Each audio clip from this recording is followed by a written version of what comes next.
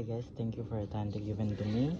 My name is Aldo mete, and today I will explain 6 different lessons. So the first lesson is about how to correctly use modal verbs in English, how to use can I, could I, and may I. For easy change you can make to sounds more polite, how to use more how to use the passive voice, and the last, what's the difference between active and passive. So first of all, we will discuss the first material, which is how to correctly use modal verbs in English.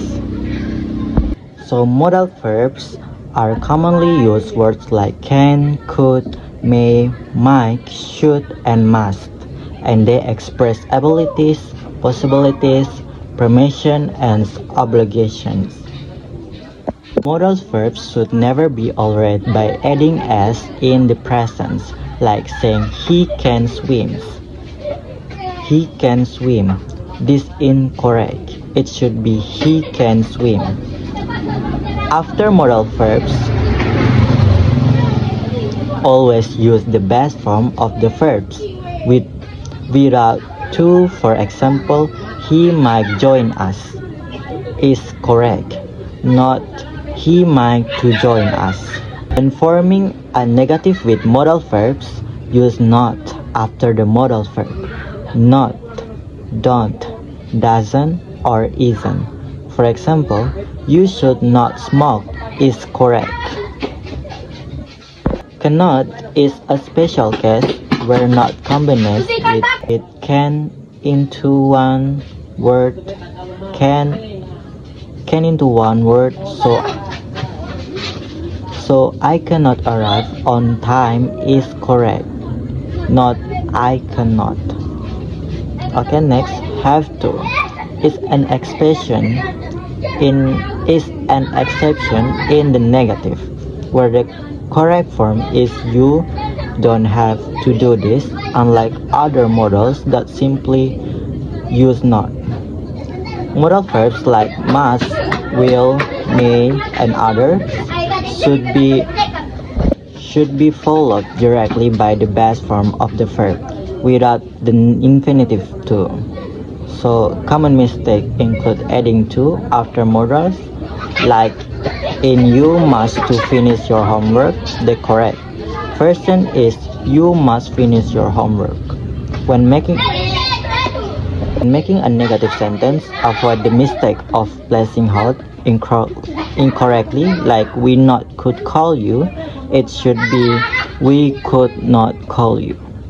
Modal verbs such as might or wills should not be changed with an s. For example, he might go to sleep is incorrect. It should be he might go to sleep. Next lesson is how to use can I, could I, and may I. Can I, common in everyday conversation, polite enough for informal situation. For example, can I open the window? Number 2, could I, more polite than can I, subtle for semi-formal situation,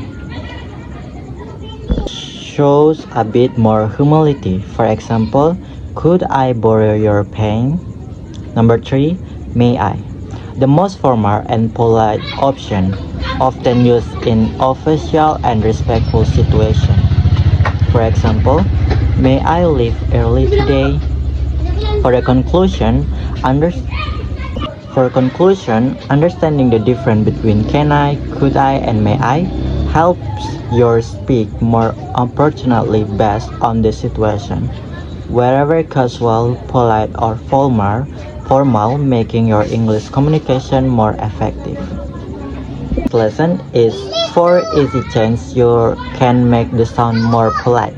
Number 1, change I want to I'd like. Saying I'd like sounds more polite and less demanding than I want. I'd like a coffee, please. Not say I want a coffee. Number 2, use would you like instead of do you want. Would you like is over and more respectful when offering or inviting. Don't say, do you want some tea? Say, would you like to some tea? Number 3, say could you or would you. Be able to instead of can you, could you and would you. Be able to are more polite ways to make requests. Don't say can you help me? Say could you help me? Could you help me? Number 4, use sorry to bother you before asking for help. This part shows respect for the other person's time. Sorry to bother you, but could I ask you something? Okay, for the conclusion, by making the small change if in how you speak, you can sound much more polite, respectful, and professional in English. It helps you build better relationship in everyday and formal conversation. Next lesson is how to use the modal should in English. Number 1, should for advice or recommendation, or present or future. Used to give suggestion or express what is right or expected. For example, you should study more. Number 2, should have plus past participle. The structure should plus have plus verb 3 or past participle.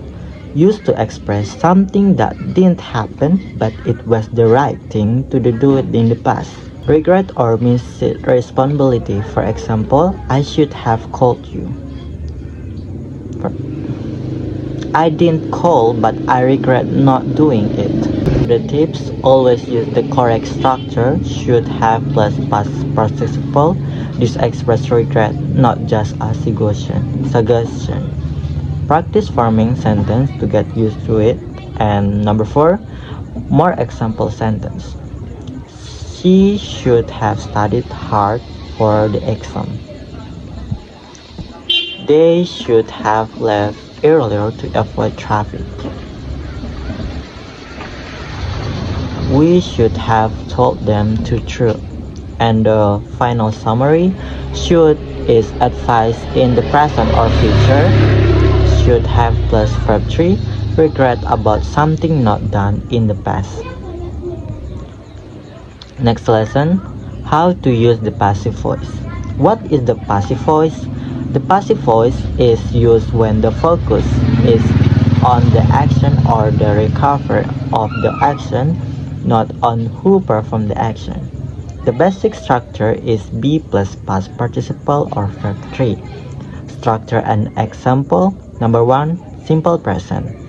Effective, someone cleans in the room. For the passive, the room is cleaned by someone. Number 2, other tense. For the past, was cleaned. For the present perfect has been cleaned. And for present continuous is being cleaned. Number 3, using by plus agent. This shall add if you want to mention who did the action. The letter was written by John. When do we use it? When there is unknown or unimportant. When we want to emphasize the action or result, not the person. Commonly used in formal writing, reports, and new articles. How to change active to passive. Number 1, make the object of the active sentence the subject of the passive sentence.